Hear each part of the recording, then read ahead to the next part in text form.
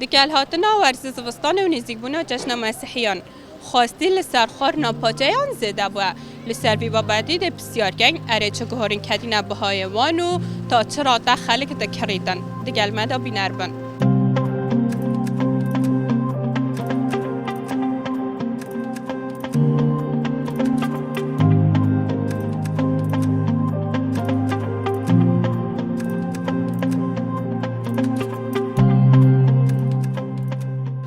گلب خیراتن دراستی بیتن که وقتی زفستانه طلبی گلب ترا سروپی که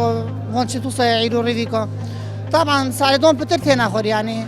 هشم بشمت عالم گلک چوفه نکتیه و زفستانش بر جشن فلاش راسته بیتن گلک طلبی که زور السر هی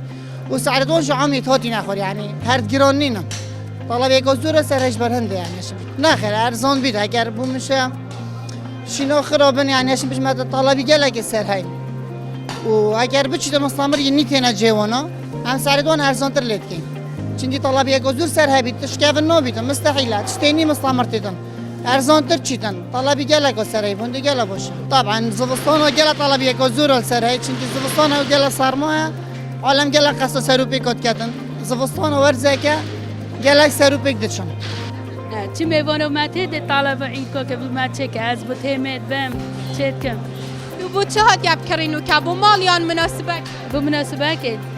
بله خیشکو معبد معزوم کم نه را اون در گوشتی به ما خود اما در زیبت که درم بلقا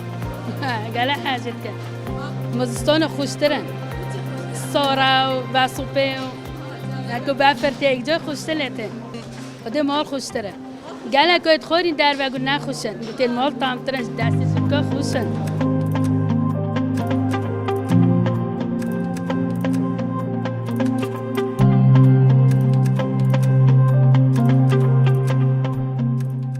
از حس کم بو هوا جبینه جارد گل ما بخون ما بخوشه براستی الورز زبستان سروپیک خوشن آن هندک بجنه پاچه هندک بجنه سروپیک بطیبتی المال جد خوشن اما که حوال نخیر نروجانه بس با بلکه بجین هیوه سه جا چار جا الدیف گشت نامه اکالی چاگینین او جید وقت صار دا یعنی الگرمه هم ناخوی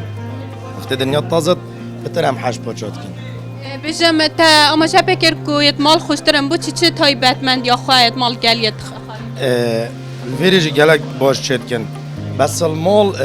مثلا مروف بتر يبحريته يعني خورناوي يعني في قبل احتمال از المول وما في رنگينات خورن دا بتر دست خو بيس كم آن دا بتر يعني خورنا پاچه و ساخوش مروف بتر بخود ذوقي وكو خورن جت شيكت بخورنا قب طامج كم يعني جالك جرب تلفوني نبت ناجهت ما يعني طبعا یا نویس یا جیج دوازده نیرو حتی نهی شوی یا خدمت دا بس گلک جاره صبر که گشت می باش بیم عیر که خور هندک جاره عیرک بو منا میند ما بس ریوی که تمینن و یت قلان دیجی که تاین و یت کلان دیجی از بو بتر حش یت کلان دید که مش یت قلان دی مسه طاية تاين الميسل أما جا طاية كل دوكي وإكل أربيلي جي هاي باقي دي قالك يعني شو بجمعت يعني عالم قالك روش بروش يعني ازدحام بتر سبستانه چنكو عالم بتر باچه حد سبستانه كان باقي دي هاوين جام شول كان أبا 12 سالم بيري الحمد لله هاوين سبستان شول ما إيكان بجم خلق بدر حاش تشتید کردنش پاجا و بجین هین مثلا زد بینم گلک جورین هاي قلان دینه کلان دینه چه جور پدر دب خلقی خودت نبيري همي بجني في اي بي مشكله قلان دي عاديه بل قشتي ازمانه ماجيه تيبايه ما همي تشتغل